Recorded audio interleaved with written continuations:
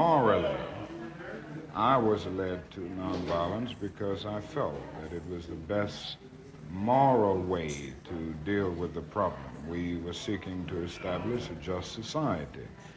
And it was my feeling then, and it is my feeling now, that violence is certainly much more socially destructive, and it creates many more social problems than it solves. So I was led to nonviolence for deep moral reasons. And I turned to it because I felt that it was the morally excellent way to deal with the problem of racial injustice in our country. There is no freedom, the wise man said, let justice roll down when the poor cry out for shelter and bread. Let justice roll down like a mighty stream. Oh, children, don't you get weary, walk together, believe in the dream. When the way gets rough, we'll make a new way. Let justice roll down like a mighty stream. Hatred will never drive out hate. Let love roll down. Remember, our hearts can make us great. Let love roll down like a mighty stream. Oh, children, don't you get weary, walk together, believe in the dream. When the way gets rough, we'll make a new way. And let your love roll down like a mighty stream. When brutality threatens our daughters and sons, let peace roll down. May our voices rise up louder than the guns. Let peace roll down like a mighty stream. Oh, children, don't you get weary, walk together, believe in the dream. When the way gets rough, we'll make a new way. And let peace roll down like a mighty stream. Step by step, one by one, let justice roll down. They can kill the prophet, but the dream lives on. Let justice roll down like a mighty stream. Oh, children, don't you get weary, walk together, believe in the dream. When the way gets rough, we'll make a new way. Let justice roll down like a mighty stream.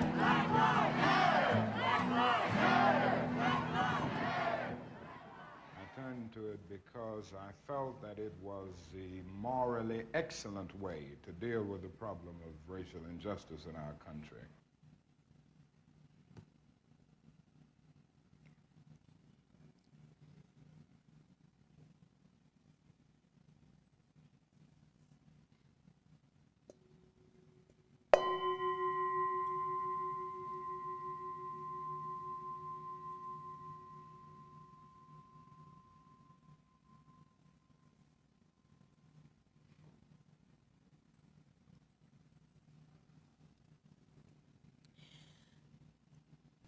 Whether you are participating live or online, we welcome you to San Gabriel Unitarian Universalist Fellowship. My name is Sarah Smith, and I have been a member here at San Gabriel for 7 years. And while I support many efforts around the congregation, lay leading is my favorite. I am so glad you are joining us today, whether in person or at home. San Gabriel is a congregation that welcomes all, promotes personal and spiritual growth, and works for a just, peaceful, and sustainable world. Together, we are building beloved community where all are valued. We welcome you today and every day. Please subscribe to our newsletter on the homepage of our website to stay informed of all that we have going on here at San Gabriel. As with all of our in-person events, if at any time in the next 2 weeks you test positive for COVID-19, please contact our board president so that they can initiate contact tracing. Today, we will be hearing from our friend Lou Snead, who will be talking to us about the March at DC by the Poor People's Campaign. We're going to light our chalice today with these words from Mother Teresa. Love cannot remain by itself. It has no meaning. Love has to be put into action, and that action is service. Whatever form we are, able or disabled, rich or poor, it is not how much we do, but how much love we put in the doing, a lifelong sharing of love with others.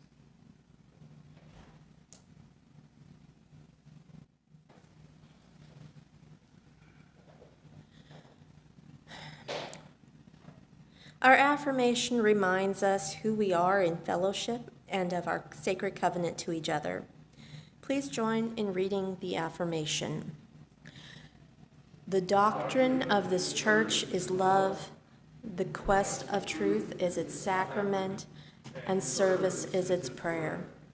To dwell together in peace, to seek knowledge in freedom, to serve humanity in fellowship, to the end that all souls shall grow in harmony with the divine. Thus do we covenant with each other.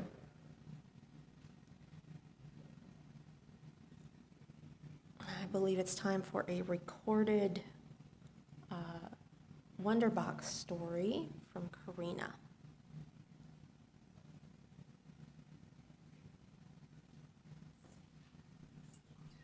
Our book today is called Somewhere Today, A Book of Peace by Shelley Moore Thomas, photographs by Eric Walton. Somewhere today, someone is being a friend instead of fighting. Somewhere today, someone is caring for a child so she won't get sick. Somewhere today, someone is joining a friend's celebration. Somewhere today, someone is teaching his little sister to ride a bike. Somewhere today, someone is getting a letter from far away. Somewhere today, someone is visiting a friend who is old. Somewhere today, someone is planting a tree where one was cut down. Somewhere today, someone is fixing old toys to give to new friends. Somewhere today, someone is learning to do things a different way. Somewhere today, someone is reading a book about peace and thinking about making the world a better place. Maybe it is you.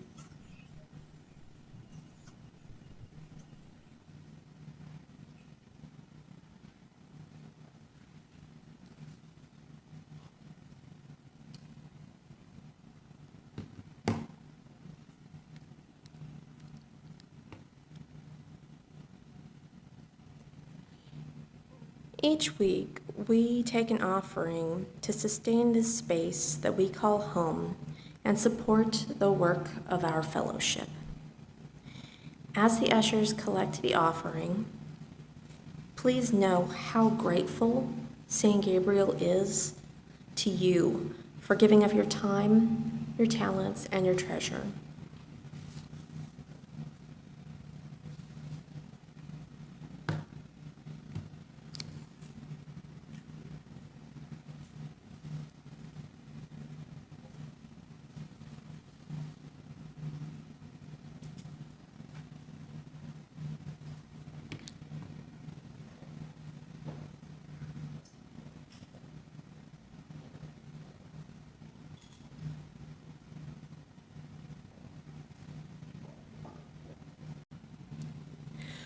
Although Karina could not be here with us today, she has provided a message for us that provides some background on the Poor People's Campaign and how we got involved.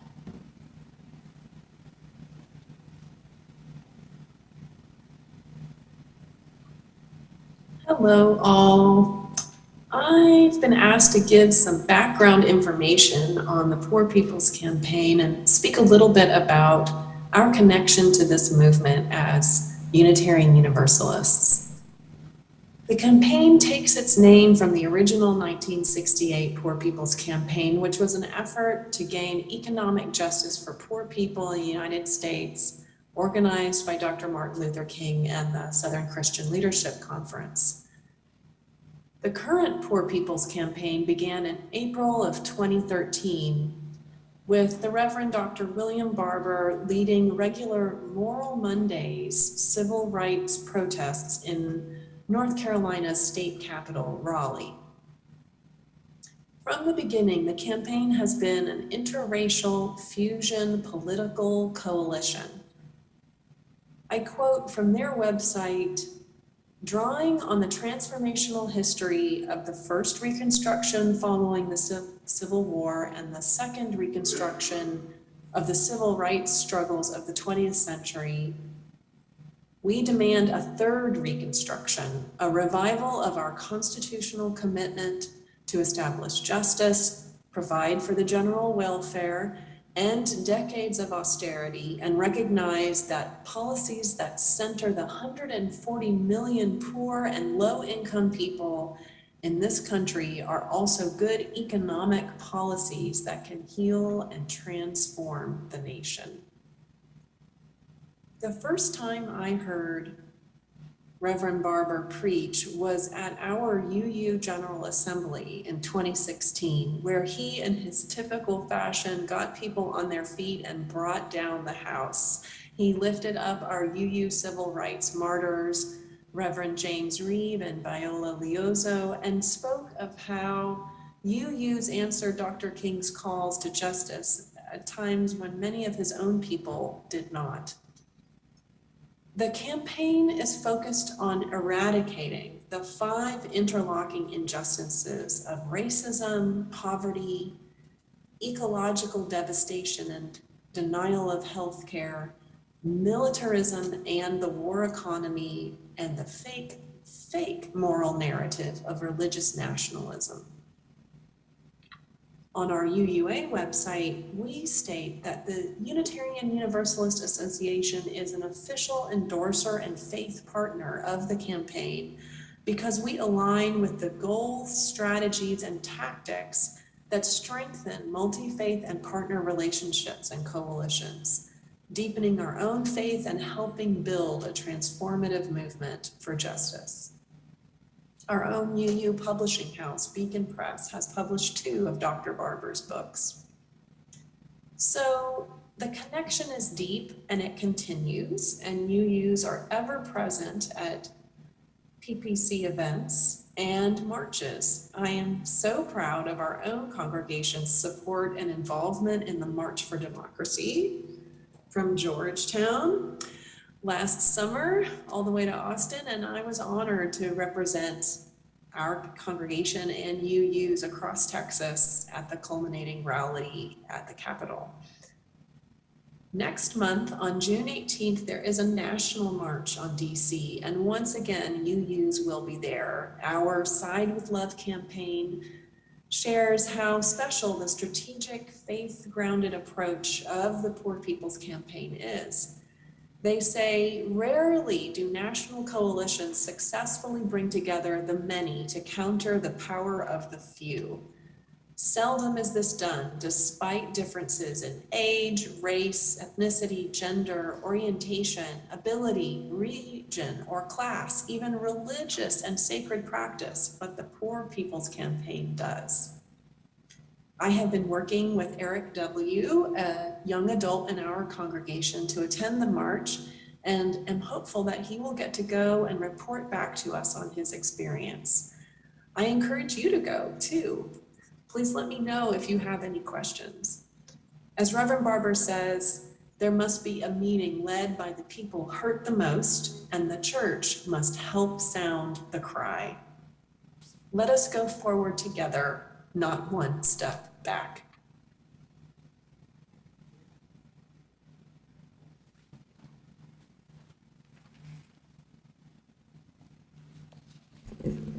Well, there's good news and there's bad news today. The bad news first, Eric is sick. And he was scheduled to be here to report to you about his participation in the Moral Majority March in Washington, but he's not here today. The good news is we found a younger replacement to share with you something of what we know had happened in Washington. So I was asked to kind of report on this because our social justice team was proud to be able to help support Eric in going to the march in Washington on Saturday, June 18th. We knew of Eric's interest. Eric is an hourly wage worker. I think he works at HEB. And he's been a participant in our congregation in different activities. When we started looking for someone, they were really trying to find low-wage workers and poor people. They wanted to make this graphic in Washington, D.C. And so Eric expressed interest in going, and the Poor People's Campaign helped provide transportation for him to fly up to Washington. And our social justice budget, we provided funds for him to have accommodations and the meals to go up and participate in the march. The march was part of a larger piece. There was a virtual assembly where people could tune in from all over the country, and they did. This was an effort to bring together faith communities, justice organizers and activists, and particularly poor people, low-income people who were being impacted by many, many of the issues that we would call economic justice issues. And Eric went, and we hope to get some kind of report from him in the future, but I was asked today to share with you what happened in Washington.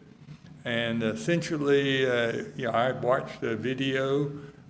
You can imagine from Corinna's description and our own participation. I participated in when Reverend Barber came to Georgetown. I went to the St. Paul United Methodist Church where he preached one morning, and then he organized a walk, another march from Georgetown into Austin.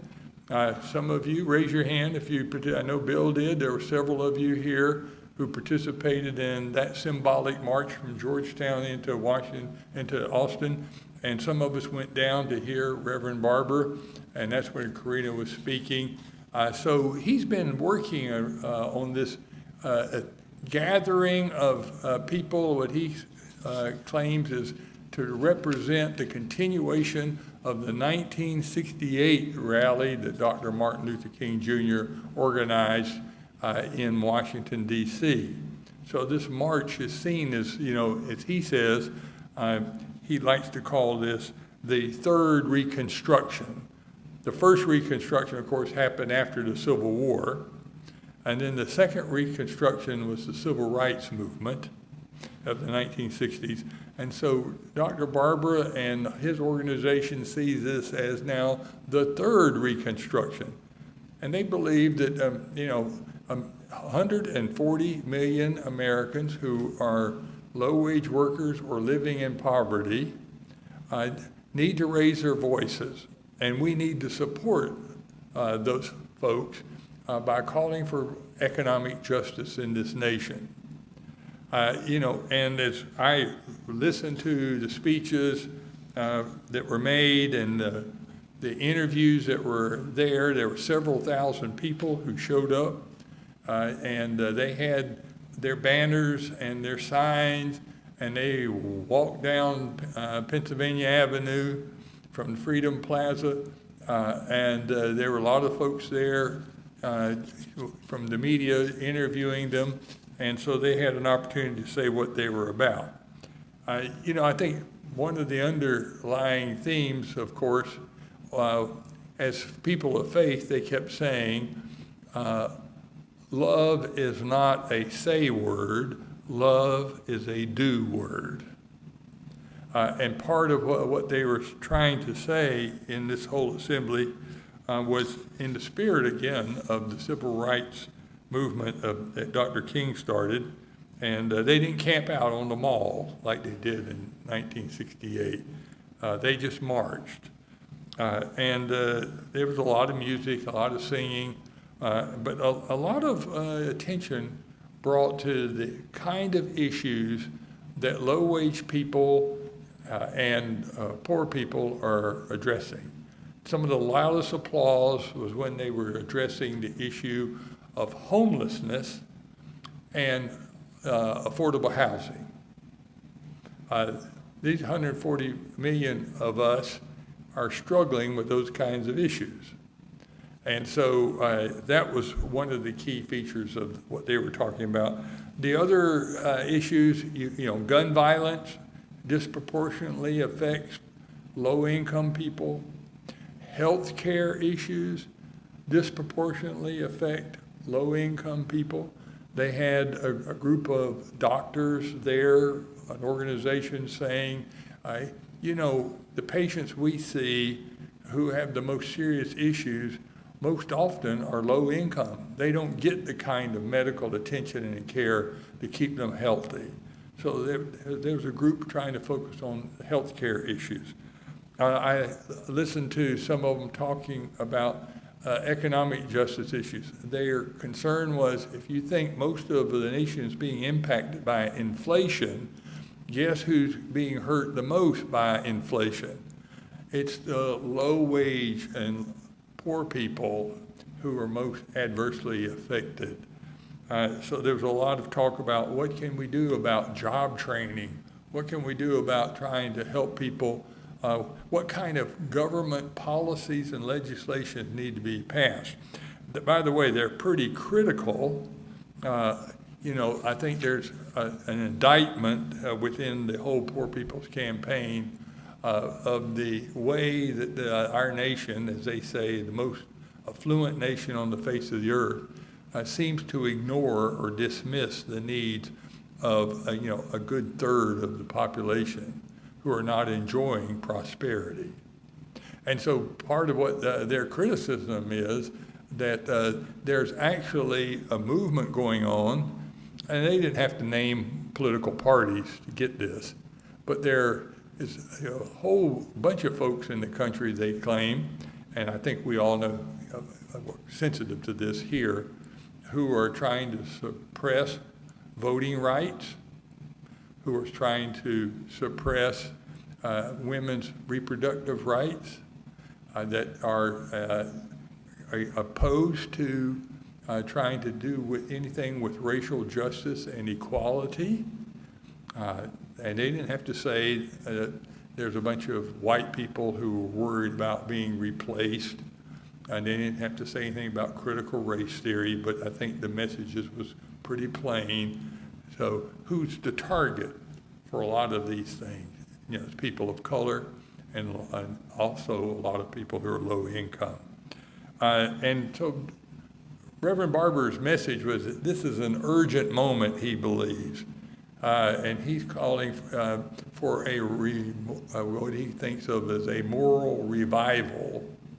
And he's encouraging the people who are impacted most by the problems of inequality and injustice, which are the low-wage workers and people who are among the poor. And his message is, you've got to get out and vote. So what the whole focus of this thing was to mobilize and try to inspire and educate people who are on the margins to get involved in the political process as a way of saving democracy and saving themselves. And so part of what this whole focus was for the march was to say, you've got to get out and vote and get your voice heard. Otherwise, it's going to stay the way it is, and you're just going to sink more and more and more. So that was part of the real theme as I listened to the reports from NPR and the Washington Post and some of the video clips. They say democracy is under threat, but particularly for people of color and for people who are in the low-income brackets of the country. I can tell you a lot more about that. I'm sorry Eric wasn't here today to share that with you, but we wanted you to at least know that the march took place. Eric Walton was able to go. We are glad that our church could fund his ability to make that journey and be a part of that march. And we hope we can hear from him sometime about what he got out of this for himself personally.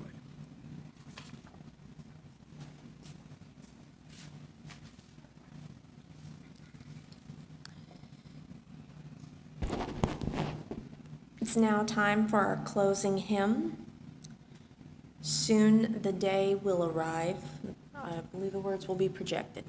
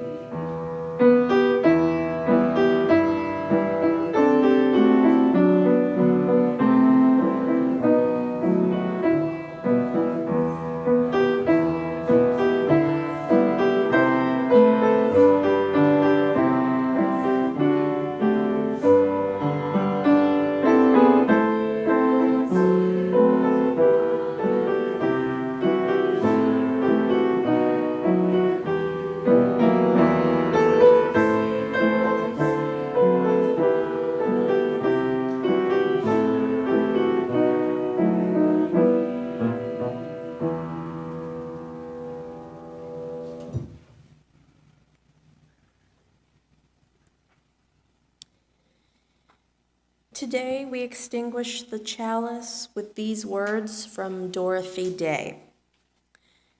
People say, what is the sense of our small effort? They cannot see that we must lay one brick at a time, take one step at a time. A pebble cast into a pond causes ripples that spread out in all directions. Each one of our thoughts, words, and deeds is like that.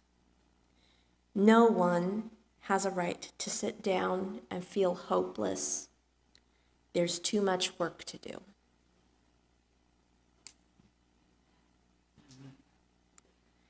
We have a couple of announcements, but this big one is for next week. This is next Sunday.